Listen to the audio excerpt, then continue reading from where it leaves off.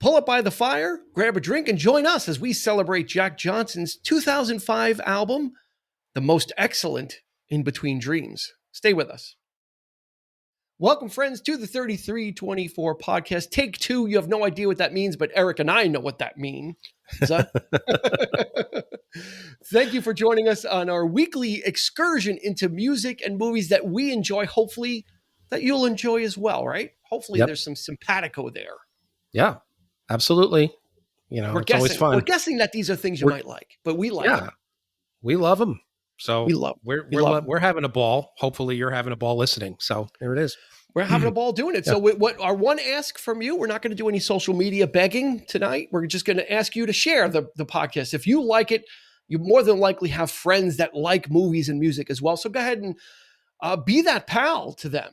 Be the savior in their life and give them this podcast and show them how what they've been missing in their life. Yeah. Is that am I overselling? No, I don't think so. As long as we're loving it, you know, we love the attention. I think that's what we're trying to say here. So, yeah. Yeah. I mean, I'm not feeling much attention in this little corner that I'm in. I'm not sure I'm feeling the attention. So in order for us to feel the attention, go ahead and share that podcast. Won't you go ahead and like us? Yeah. Check us out on YouTube as well. We got the video versions there, so you can go watch that as well and see what we look like if you're not sure. Yeah. You'll have to guess who's Dean. You'll have to guess who's Eric. Well, after a while, I'm sure they'll figure it out. Fair enough. Fair enough. Yeah. So we're talking about a fantastic album. We hadn't gotten to it for a while. It was on the list. Mm-hmm. Not wanting to do it, but because whenever I will usually send Eric a list of 5 or 6 albums. And I would always slip it in there, but not because he didn't want to do it, because probably I tempted him with something more. Yeah, that's true. If I put Peter Gabriel and Jack Johnson in the list at the same time, he's going to pick Peter Gabriel. It's nothing against Jack Johnson, right? No hard feelings. Not at all. No not hard feelings. But Jack. Yeah, you're right. It was in the list. Wow, I'm thinking way back when we first started. Yeah, it was one of your first picks. I would slide him in there just to see, get a little eclecticness in there. We finally got around to this most excellent album. A full disclaimer before we start: you will not hear a bad word out of our mouths about Jack Johnson, about Mr. Jack Johnson. You will not hear any gripes because he's just that kind of a person. I think he evokes that kind of a feeling for us. For Eric and I think we feel that way about him. And I think everyone that really likes him does. And if you've never checked out Jack Johnson, I'm going to really advocate that you check this album out. I totally agree. It's a particular type of music, but it's a great type of music. And I think I might have said it before. And, but a lot of the artists that we are into, they're not aging gracefully. Let's put it that way. It's always great to be into an artist who cares about the music, who's doing something good for the world or the community or whatever. And it gives off that great vibe, and the music is a reflection of that. Mm-hmm. So yeah, I guess maybe we're mellowing out in our old age, but the artists, that are like that really have a fondness for the music. It's all about the music, getting it out there, making people feel good. It's not about themselves. But it's just simple melodies. Yes. Simple song construction. Mm-hmm. This album is 17 years old, so it's not like we're just discovering him. We discovered him way back. So I'm going to advocate that we're not getting older because we got into him when we were younger. So he's come along with us we dragged Jack Johnson on the journey with us. So let's roll out the stats as we do, and then we'll get we'll let the gushing begin. And we'll start. So this was released in March of 2005, produced by Mario Caldato Jr. Mm-hmm. I was not sure what that dude had done. Usually when we do our episodes, I may not be totally familiar with the producer, but I've probably heard of them. Yeah. I hadn't heard anything about this dude until I looked him up, and he was an engineer on Beastie Boys' great album, Paul's Boutique. And then he had produced, I think, the following 2 albums for the fantastic record as well. That's one that we maybe we can think about doing in the future. That would be a good one to do. But they're on the Excel spreadsheet. They are on the spreadsheet. Okay, there you go. This hit number 2 on the Billboard chart, so very nice, and 2 times platinum. So that's 2 million copies. So this was a really a big seller. But we'll go through this. There was 3 singles released, and this kind of betrays the Jack Johnson story a little bit. The first single was "Sitting, Waiting, Wishing," which only hit number 66. Mm-hmm. The next single was called "Good People," which hit number 1 on the adult alternative chart, but really didn't do anything on the hot 100 chart or 200, whatever. Then there was a third single, "Breakdown," which didn't chart at all. I don't understand that, how an album hits number 2, which a lot of albums do, but it also sold over 2 million copies, but did not have any blast off singles from it. I remember Sitting, Waiting, Wishing because of the music video. Yeah. Which was very innovative. It was shot backwards. It was shot in reverse. So he had to mouth the lyrics in reverse because the whole video was shot backwards and then played forwards. So it was like everything was unhappening to him. He's trying to trip you out. He always has great music videos, by the way. He always has something. He's definitely trying to trip you out there. So that was, I picked up on, and I picked up on that single and then kind of like sat on it a little bit and then eventually kind of probably heard some of the other stuff just on the radio or wherever it was. And then finally picked up the album and it's like, God, where have you been all my life? Because he really it's music that makes me feel good. Yeah, is what it is. Ironically for me, it was a promo copy, because we used to play it when I was working at Best Buy for a time.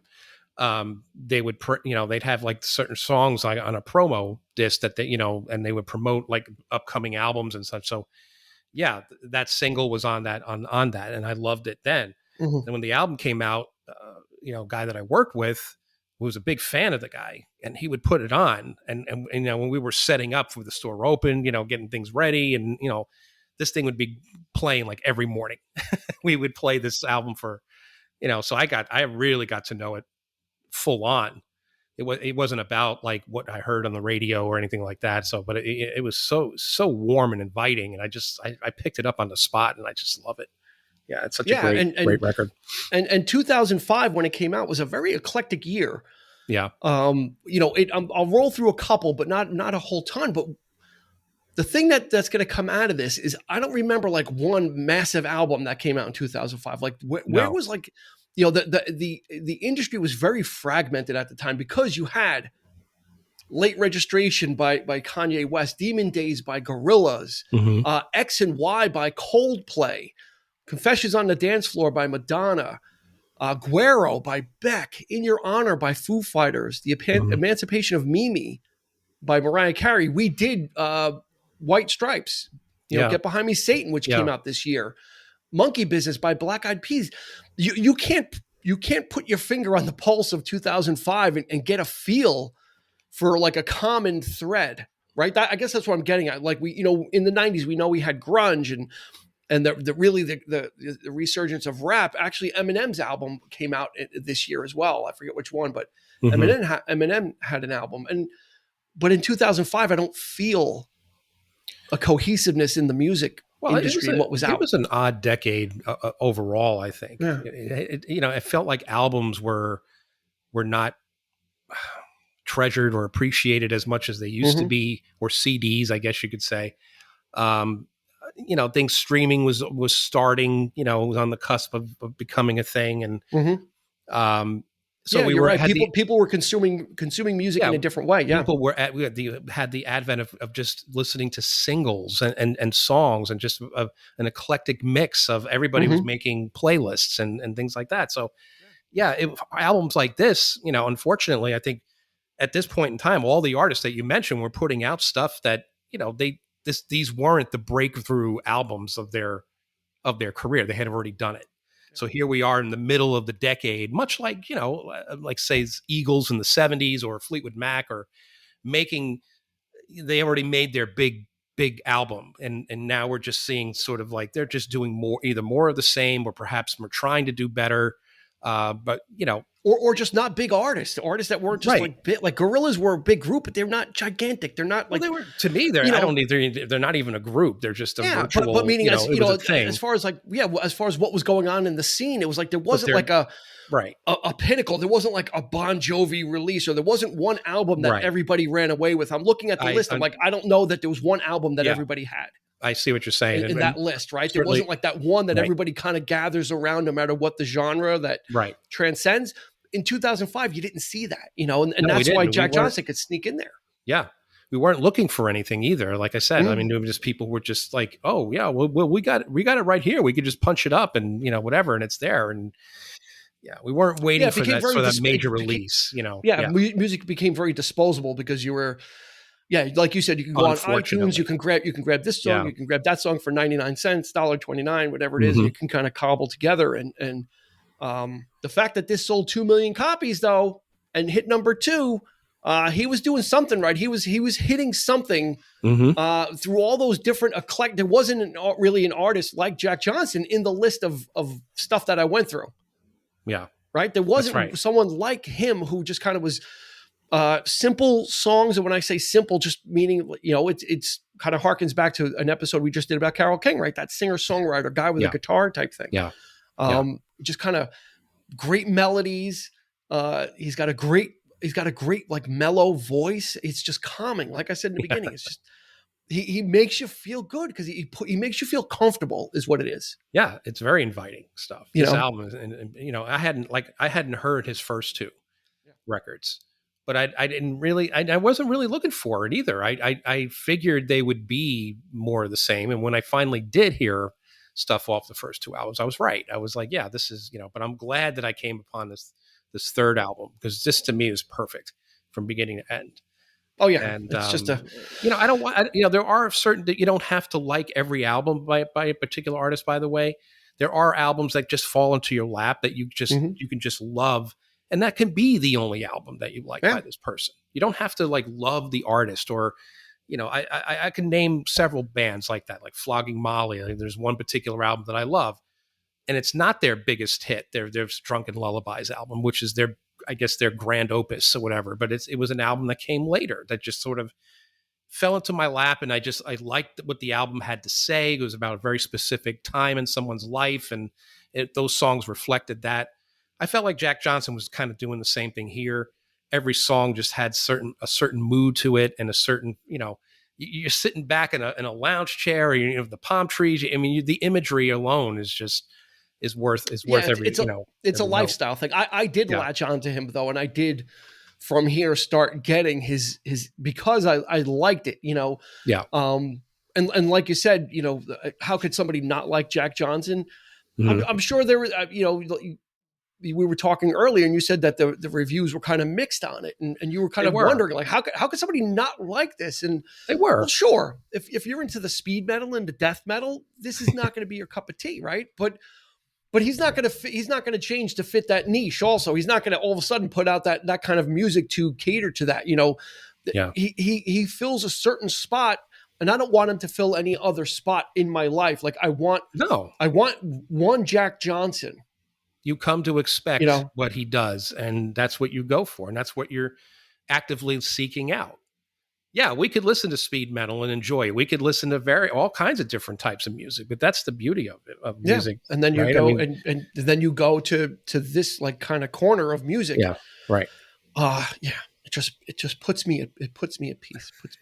Kind of like the Hulk in Age of Ultron, when like Natasha would come after the Hulk would rage, and she's like, "Sun's going down, big fella." Like, if you play like Jack Johnson, if you play Jack Johnson, I kind of start to settle down, right? And kind of take deeper breaths, that's and then I become myself again after everything. Yeah. So, brief history of Jack Johnson.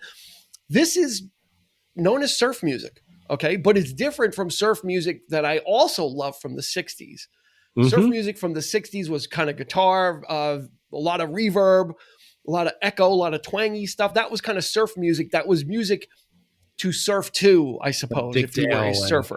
Yeah. Jack Johnson was a former pro surfer. He was a pro surfer as a young man. had a devastating injury, over 100 stitches in his head, lost a bunch of teeth.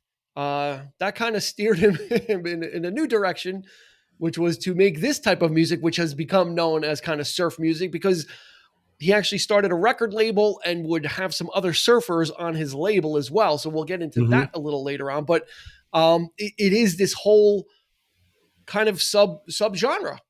You know, it's not really folk. It's not really folk music. It's mellow, but it's not light music either, right? Right. Did I hear somebody refer to it as Baja music?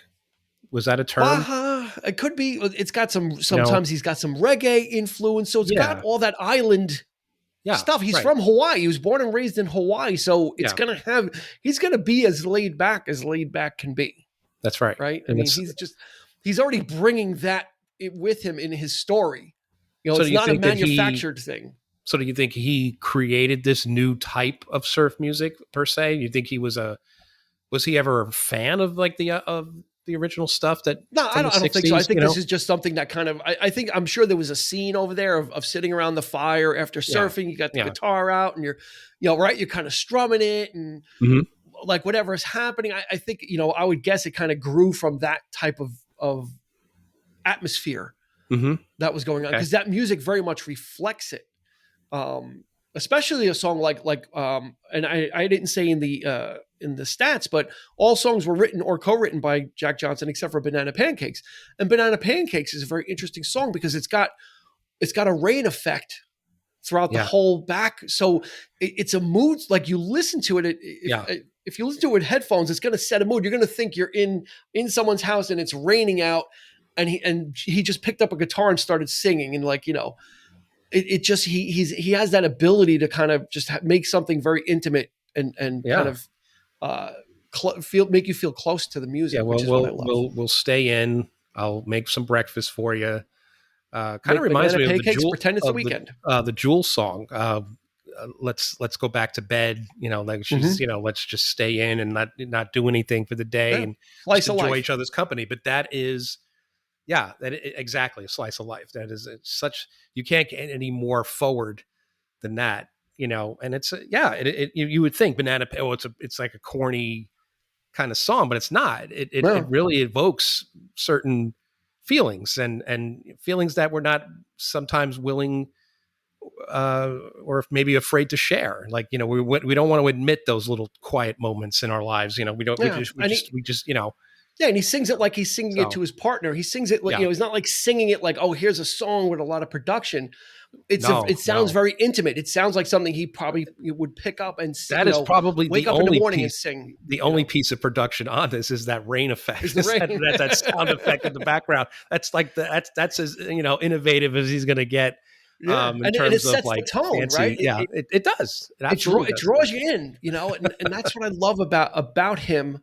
And about his music. And I jumped on from here, and he after this, he would actually have a string of number ones. He almost came close to setting a record. He had 3 number 1 albums in a row after this. So this kind of launched him.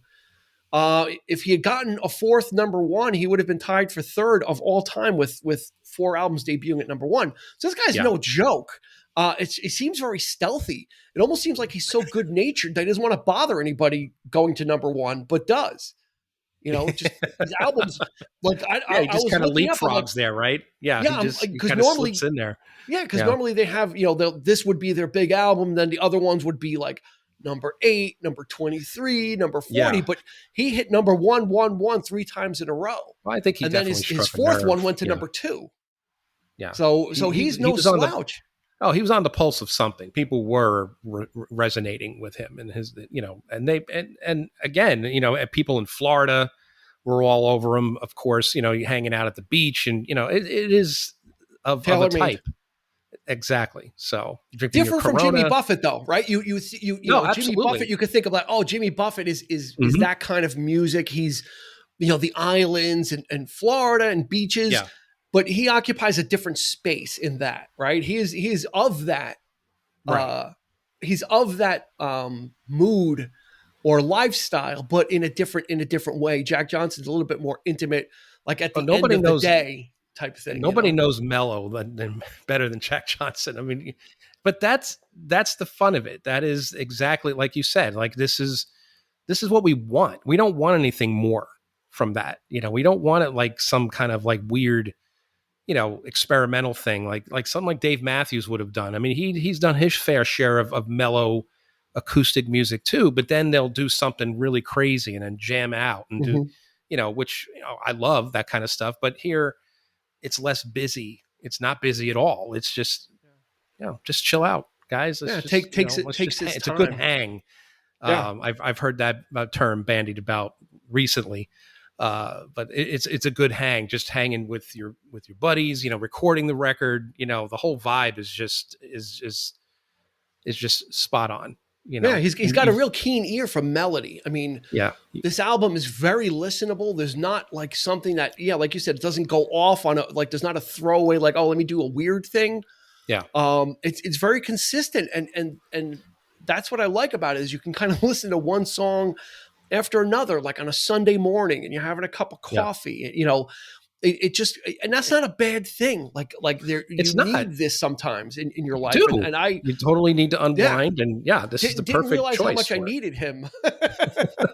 Didn't realize how much I needed Jack Johnson in my life. Honestly, it was a breath of fresh air. And all the busy music that I listened to, you used a really good term of busy. The music I tend to listen to is very busy. Very produced, and a lot of pops, crackles, whips, and zings and buzzes going around. Yeah. And this kind of brushes it all away, brushes it aside, and he just kind of tells you some stories, like Breakdown, great songs, Staple It Together. Constellations is a great one. Better Together. Yeah. Well, we're going to talk. All right. You want to talk about Constellations now? I know that's a particular favorite of yours. I know that. Well, we had the opportunity. Okay. What was it? 2019? 2019 we saw Jack Johnson? I think it was 18. It was a year before. Yeah, I'm pretty sure. So 2018 was a very, there was a very interesting week in my life in 2018. For somehow I booked 3 concerts in a row with 3 different artists. So it was Wednesday was Jack Johnson, Thursday was Bob Dylan, and Friday was Dawes. Okay. It was three shows. So this is like a marathon, 3 shows in a row. All of them were general admission, which means you're standing, right? GA, the tickets are cheap. If you get there early, you can get right up to the front on the rail, right? But you end up standing out there for an hour before anything happens to secure your position. Were they all? They were. Well, 2 of the concerts were in 2 different venues. How about Dawes? Was that at a different venue in itself? So Jack Johnson was at Forest Hill Stadium, which is in Queens, New York, but it was a former tennis stadium. It's a great venue. Bob Dylan was at the Capitol Theater in Portchester, and then Dawes the next night was also at the Capitol Theater in Portchester. Okay. So all those. So basically, there's going to be 3 nights of standing. And a lot of standing because you want to get there early, right? You want to get up front. That's right. And see the artist. So I reached out to Eric. I said, listen, I got a lot of these shows coming up. Do you want to go to 1, 2, or all of them? And Eric wasn't too acquainted with Dawes and probably didn't want to spend 3 days with me going to shows. So he opted in for Jack Johnson, and he opted in for Bob Dylan. We told the Bob Dylan story already. So go listen to Nashville Skyline. We're not going to go into that story. But Jack Johnson and his opening act was Bahamas, which we need to talk about just a little bit as well, because Bahamas fits into the Jack Johnson story, but we'll get to him. So we're driving up, we're driving to Forest Hills, listening to like a Pandora playlist of these type of artists. And actually Bahamas came on, they played his song. We get there, we see Bahamas. We were there really early. I fell in love with Bahamas instantly. It was like love at first sight for an artist. He was really great. Eric thought he was kind of cool as well. And then Jack Johnson comes out.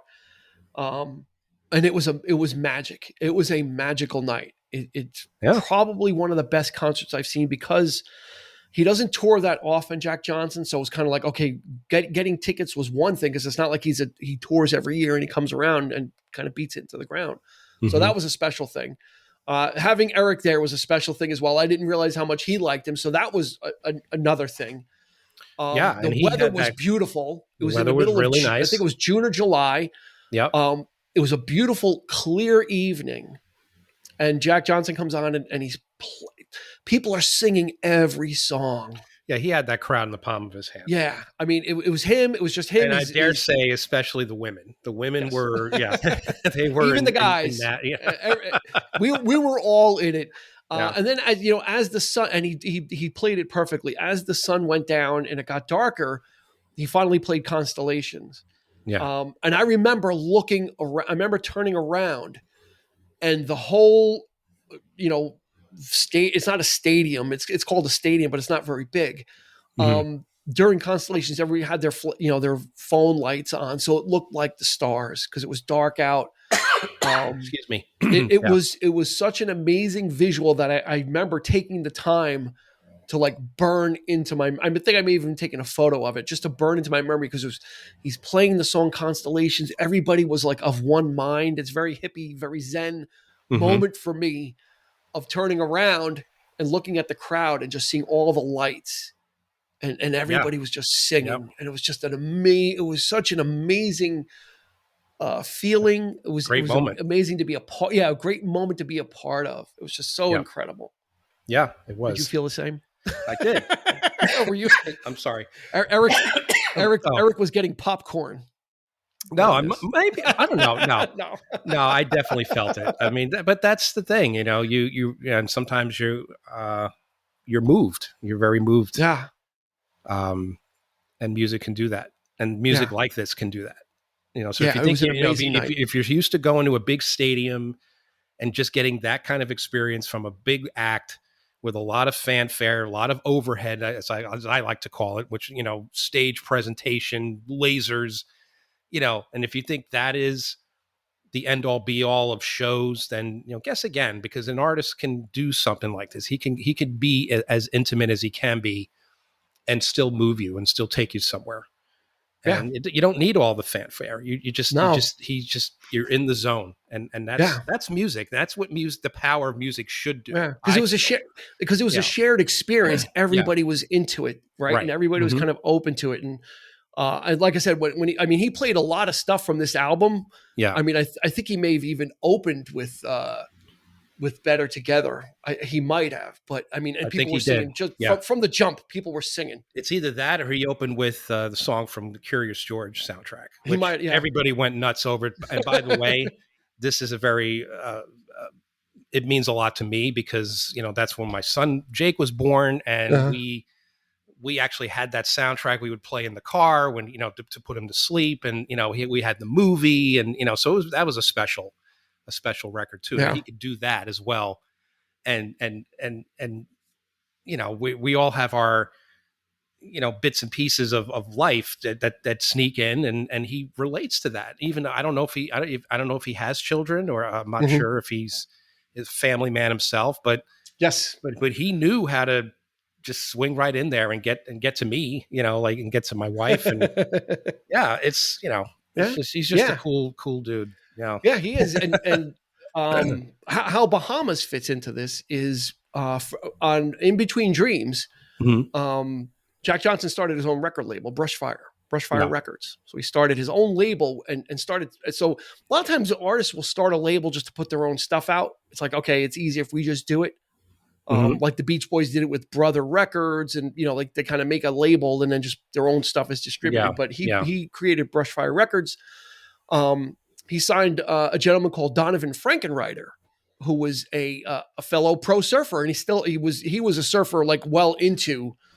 He didn't get hurt early. I believe he actually lived with Jack Johnson. I don't know if he wasn't with his parents when he was young or didn't have parents, and his family took him in and he lived with them. And Donovan Frankenreiter became a big time surfer, well-known surfer, then transitioned into music. So he got signed to Brushfire. He's not on Brushfire anymore, but his first couple albums were. And then a gentleman named Bahamas is also on Brushfire Records, also signed. And the name will betray you. Bahamas is from Canada. It's one gentleman. His name is Afi Gervais is his name, but he goes by the name Bahamas because he didn't think anybody would appreciate his type of music from a Canadian, so he wanted something exotic. It's smart. So he calls himself Bahamas. Yep. We thought at the time, Eric and I, we didn't know. All I knew was the opening act was Bahamas. So I was and I think he thinking said it was going to be some type of world music or something really exotic. Yeah, we're expecting some reggae walks band exactly with a guitar. This dude walks out in a bathing suit and a silver tone guitar and a snarky attitude, which I was so self-deprecating. I loved him. He was just making fun of himself. He's like, I got to get this finished because they got the pool. They got the pool set up in the back, so I got to get this set finished. Like he was just so he was so engaging, and I love artists that are like that. I love artists. And he wasn't joking either. I think he was actually diving into that pool. I'm pretty sure, because at some point we did see him in the background, like backstage, wet. Yeah, and then he actually did he did come out. They did a Whole Wide World together, I think. That's he right. Came out and did a couple songs. So again, it was just a great hang. But to get on further on, so he does, Jack Johnson has his record label Brushfire. Mm-hmm. Environmentalism, very much concerned about the welfare of the earth. In 2003, he created the Koa Hawaii Foundation. In 2008, him and his wife created the Johnson Ohana Charitable Foundation. That was in 2008. That supports environmental, art, and music education. That's okay. Fantastic. So he donates when Hurricane Sandy hit the New York area. He immediately donated $50,000 to the recovery efforts. He will, when he goes out on tours, part of the tours, or sometimes the whole proceeds from a tour, will go towards environmental causes. So this guy could very easily tour and just be in it for the money and clean up. He cleans up in a different way. He's trying to clean up the earth, and he does it by using his music and using the power that he has to raise awareness of these issues. But he doesn't beat you over the head. I don't even recall him preaching. No, right. No. There was no let me stop for a minute and you're bad if you're literally like he, it's a facet of his life, and it's an important facet of his life. I think, but he doesn't. He's not like self-righteous and if you don't do this and that and laying it on. He delivered an evening of music that was bar none, one of the best concerts, which then makes you. It's almost reverse psychology, because then it makes you be like, wow, this guy's really cool. I want to help out or be involved in what he's doing, because he didn't give you the hard sell. No, he didn't give you the hard sell, but the music reflects his, it's not overly political stuff that he writes about. I mean, I think there were a couple of songs on this album, I want to say Crying Shame. Mm-hmm. Might be one of them that has, somewhat, lyrics that kind of go there a little bit. But on the other hand, it's like, but the music in itself, because it's so of a particular mood and type, that you want to help out, because you want to have artists like this. You want music like this. You want art to show through, right? I mean, that's the beautiful thing. It's like, and the music just speaks volumes as to what he's all about. Yeah, it's not finger pointing. He's not lecturing. Exactly. And just, it's not love me, standing on the edge of a stage like, oh, that kind of thing. No, he's very, I don't recall him actually ever really speaking that much. He's not very little. There wasn't not a lot of bantering with the audience. He's just letting the music speak for itself. And maybe introduced a song or two. I personally love that.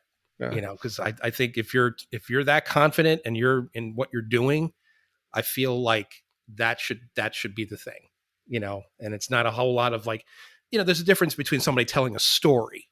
Mm-hmm. Like we mentioned, we talk about Andy Fairweather Low, we're big fans of this guy, and he, you went to see him, and he was telling stories about his life, and that's one thing. Mm-hmm. But to have artists that come out and just like, stop the song in the middle. How's everybody effing doing tonight? Exactly. That kind of stuff. Just like, playing a little like chord, like bing, and then like the call and response thing, and constantly doing that, and love me.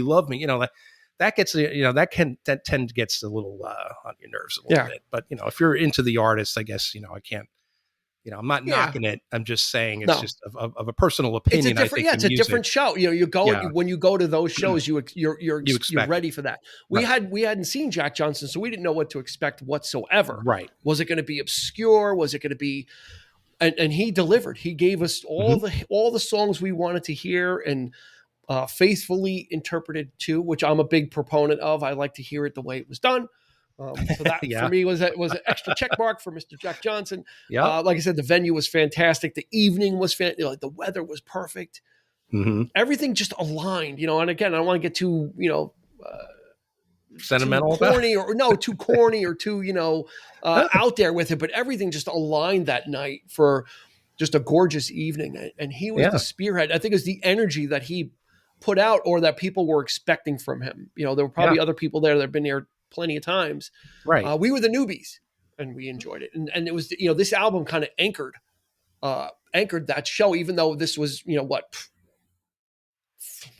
10, 12 years later, this, like I said, songs like Breakdown, If I Could, Staple It Together, all, I think he did a lot of these songs. Good People. Oh God, I just love so catchy too. Like they're just, they hit you. They start off, pleasant enough, but then the song kicks in. There might be a little bit of percussion happening, perhaps a little bass, just enough just to get you like he sweetens it. He sweetens the vibe, it with, he puts a little sweetener in there to kind of bring you in. You're right. That's he kind of starts off a song, and some of them will just kind of start off, but he'll kind of start off with his guitar, and then there'll be a little extra that they sprinkle in that gets you going. And I love the way he tunes his guitar. Like he has this very pleasant, like a ring to his playing, right? You know what I'm talking about? Like those notes that he could hit, that it just, they sustain. He can sustain them. Yeah. And it's not like, and he's not using any effects hardly on the recording process. So it's the tone of the guitar, the actual tone of the guitar. Yeah.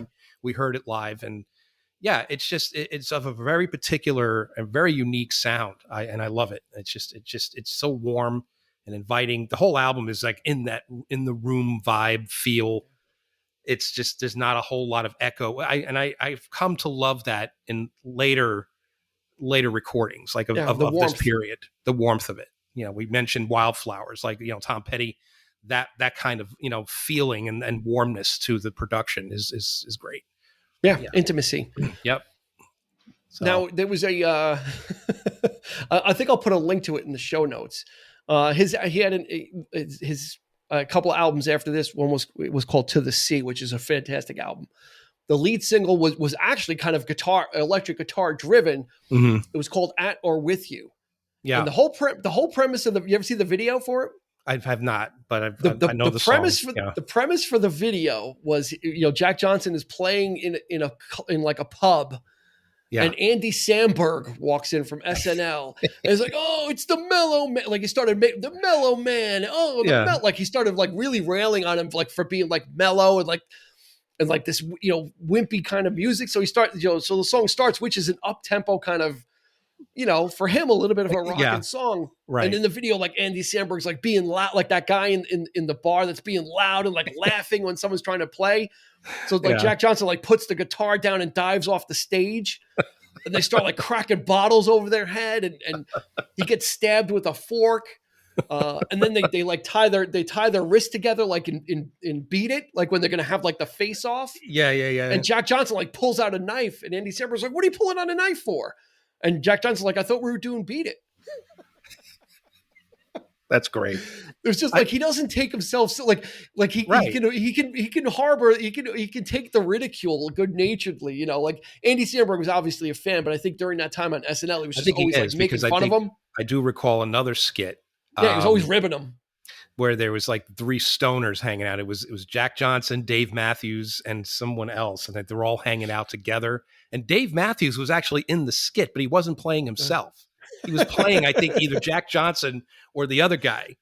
Yeah, so it was weird. It was, I think it was Andy Samberg and him and someone else, and it might have been Chris Parnell at the time. Yeah. But it was funny because they're all just stoned and just sitting there because they're all hanging out and playing. Yeah, we're the what did they call it? Like it was name of a club was like they were it was like some like a nightclub or something where and it was just, you know, the backdrop of you know, those sliding things that fold out, and then you had the palm trees in the background, and they're just sitting in the chairs and they're just soaking up, and that was the skit, and they were just like, yeah, man, you know, like and like trying to talk about topics of the day, like political topic, and it wasn't going well because they're just too stoned to even get through it, you know. Yeah. See, I mean, he doesn't take himself so seriously, like, oh, you know, that he could take the ribbing, and he understands what his reputation is of this mellow type, beachy, laid back kind of music. And like I said, you know, we've got this room for it, you know, and it's just, you know, he continues to put music out. And the funny thing about Brushfire Records, right? Jack Johnson created Brushfire Records.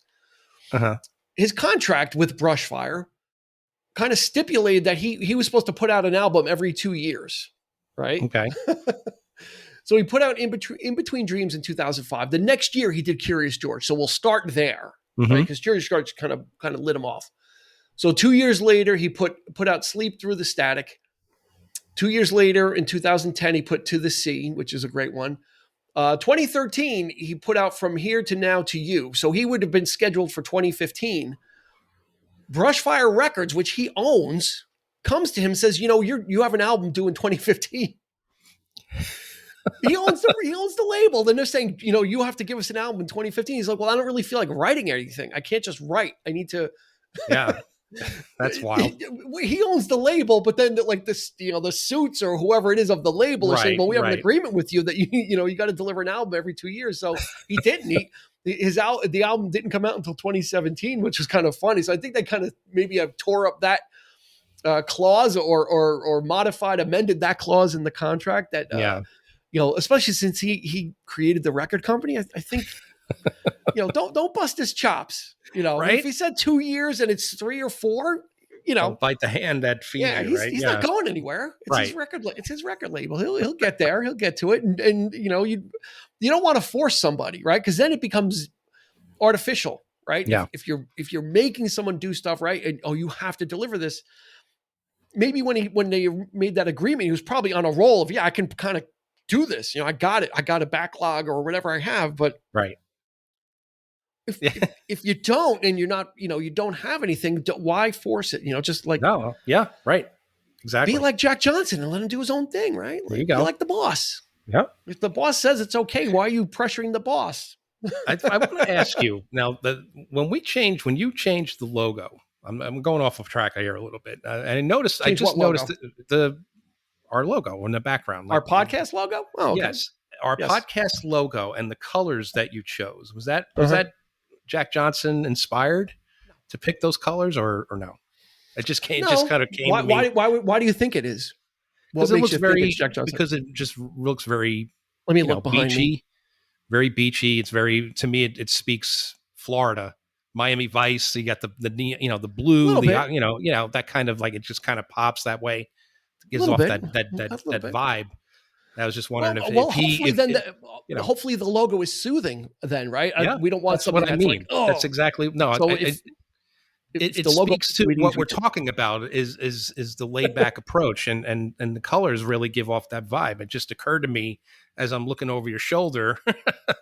It was not done with that intent, but you're on a roll with these fan theories. You had the City Slickers fan theory for Wizard of Oz. Now we've got the Jack Johnson 3324 podcast logo fan theory as well. And if you need to see that, this is as good a time as any to say, go check us out on Facebook or Instagram. You can see the logo for yourself. It's there. Yep. And you can see, is it beachy? It's an interesting logo. The colors aren't represented right in the logo behind me, by the way. It should be a little more red. Yeah. But it's kind of, plus I have an orange light on it to simulate sunrise. So I love your hat. Yeah, got the hat going. I got the Ohana hat too. I came dressed for the party, and I was just drinking a Corona. Hey, I mean, what else? What else do you want relaxed. from me? I got my very casual T-shirt on, kind of just hanging. So what do you want? All I need is a lay and to be turning a pig on a spit. but I can't build a fire in my not that apartment. we wear like 3-piece suits on the show or anything like that, but it's just, in this particular one, I think I went a little too laid back. Well, we should start a dress code. We're going to start a dress code. Now that you said it, 3-piece suits are the, we're going to cut a certain. Well, I guess it all depends on the episode. Forward. Maybe it just depends on what we're talking about. For every episode, we are business from now on. This is the last of the laid back episodes. No more lazing about for us. We need after Jack Johnson. We're going to be all business. Where's your tie? Get it on. It's time. There you go. I'm just gonna put a jacket and tie from the top up. I mean, no one sees the bottom, so there you go. We could just be like sitting everybody in our does underwear. For work. Yeah, they all do it for work. So more people know. So, what's your favorite song off the record? Oh God, well, yeah. There's actually there's a great version of Constellations sung by Eddie Vedder. Really? Well, yeah. Oh my God, is it from his live album? Did Jack Johnson do it with him there? Oh, his live album is called a fan. That's great to hear. That's always great to hear when artists. What's it called? And Concerto, or I'm gonna butcher it, but is it and Concert? It came out in 2009. Yeah, it's on there. He did a live album, Jack Johnson, called En Concert, released in 2009. Jack Johnson and Eddie Vedder do Constellations. Check that out. I'm going to link that to the show notes as well. So you're going to get a music video, and then you're going to get this great version of Constellations. Yeah, I'd love to hear that. I've got to look for that. That's great. Yeah, because Eddie can do, like, he didn't Pearl Jam it. Eddie's got the ability, just like his. Do you ever see his version of The Waiting with Tom Petty? No. Oh my God! I heard about it, but yeah, I know he's done. He's able to slide into these different genres and be faithful to it. Okay. So yeah, his version of Constellations, he sings it with Jack Johnson, and he's in that right headspace. So of course I got to go with Constellations. There's so many on here though, like. I know. There really is. Like it's hard. It's a hard one. There's 14 songs. They're not all long. Some songs are less than 2 minutes as well. So, God, but I'm sitting waiting, wishing has to be on the list because it was my introduction to him, and there's a lot of other songs I like more, but that one kind of, because of the music video, was like so weird. I'm like, what? This is very strange. Yeah. I'll go with Sitting Waiting, Better Together, Good People, and Constellations, and Breakdown. Okay. And Banana Pancakes. I like Never Know. And Never Know. I like Never Know. I like Better Together. I love Staple It Together. That's a great one. Wow. If I Could is a good one. I love Belle. Do You Remember? I'm...